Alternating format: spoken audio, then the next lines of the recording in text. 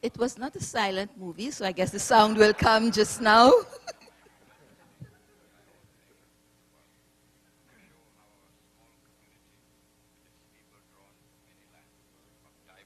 Racial origins and subscribing to a variety of religious beliefs can, in harmonious world progress and world happiness. As the night follows day on independence, you tend to become a member of the United Nations. It was the thing to do. It would have seemed very strange if you didn't seek to be a member of the United Nations. And in fact, it gives you a role on the world stage and gives you access to many other countries with which you would not have direct diplomatic or other ties, but you get to know them and be associated with them through the UN. So it's a very useful means of making all the necessary contacts with countries all around the world. And so the government of the newly independent Trinidad and Tobago, under the leadership of Dr. Eric Williams, sought official representation at the United Nations, and on the 18th September 1962 became a member of this global association of governments, which facilitates cooperation in international law, security, economic development and social equity, the United Nations.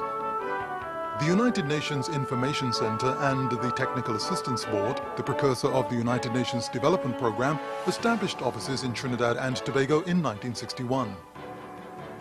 At a cocoa conference held at Hilton Hotel, the Prime Minister welcomed about 100 delegates from 20 countries. The conference, under the sponsorship of the United Nations Food and Agricultural Organization, aimed at stabilizing the price of cocoa. This was the first international conference held in Trinidad since its independence. When Trinidad and Tobago became independent, it required expertise in a number of areas. And the United Nations was in a position precisely through its specialized agencies, its network of agencies, programs and funds to provide a lot of assistance to Trinidad and Tobago. For example, things like public administration, tax administration, rural development, physical planning were some of the programs that were undertaken with the assistance of the specialized agencies like UNESCO. A lot of work was done in the area of education planning, textbook production.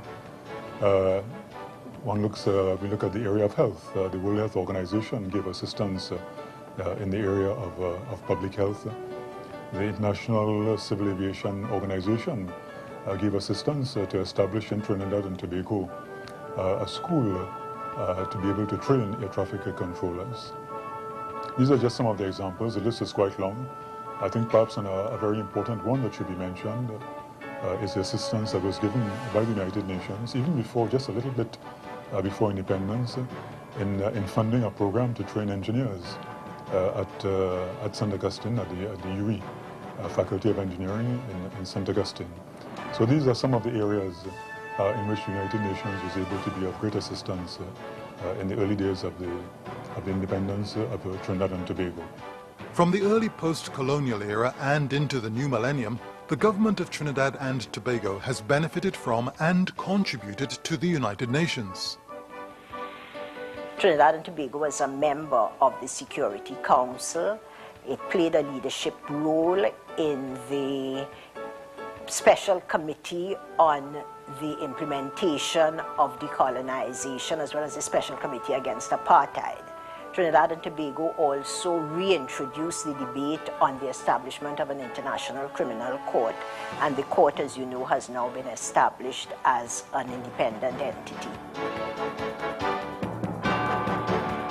I am Angela Cropper, Deputy Executive Director of the United Nations Environment Program, also popularly known as UNEP.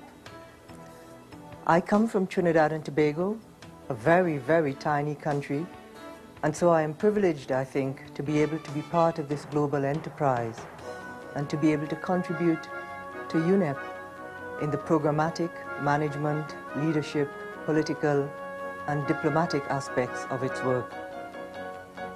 In 2000, member states agreed to time-bound targets to attaining better lives for their peoples.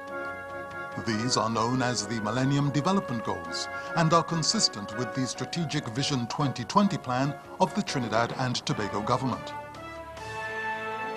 The government of Trinidad and Tobago is most appreciative of the important role played by the United Nations in the country's development processes over the years, as we have jointly sought to maximize the direct benefits of the United Nations here to the people of Trinidad and Tobago.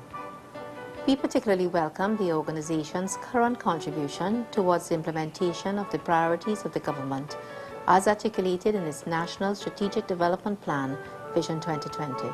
Trinidad and Tobago's Vision 2020 is consistent with the Millennium Development Goals to eradicate hunger, illiteracy, disease, disempowerment, and environmental degradation. An enhanced and effective collaboration between Trinidad and Tobago and the United Nations is indispensable as the country pursues its ambitious journey towards developed country status by the year 2020. Indeed, the 5 development pillars of the strategy are developing innovative people, nurturing a caring society, enabling competitive business, investing in social infrastructure and environment, and promoting effective government. Over the years, the UN in Trinidad and Tobago has partnered with the government and the non-governmental sector supporting development efforts of the country, both by financing in the early years and in a cost-sharing partnership in later years.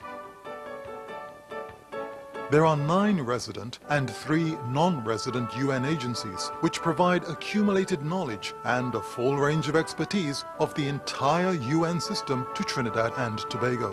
And while these agencies usually work away from the public eye, each has a specialist role in advancing the standards of living for the communities they serve. With over 215 UN staff working in these agencies, their contribution to the development process in Trinidad and Tobago is evident in many areas.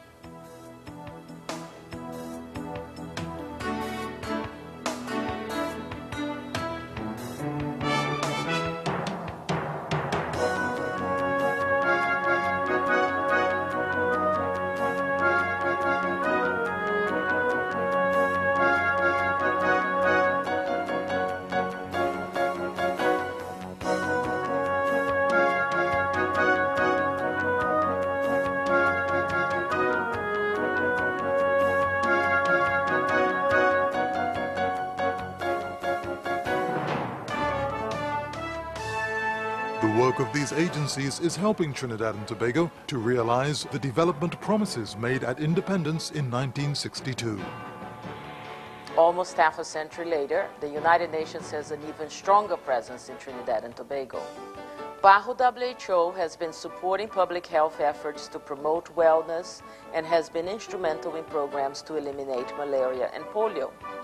ACUNS serves as an important technical partner in the use of information and communication technologies to build a knowledge-based society, one that increases opportunities in such areas as sports, creative arts, e-commerce, and culture.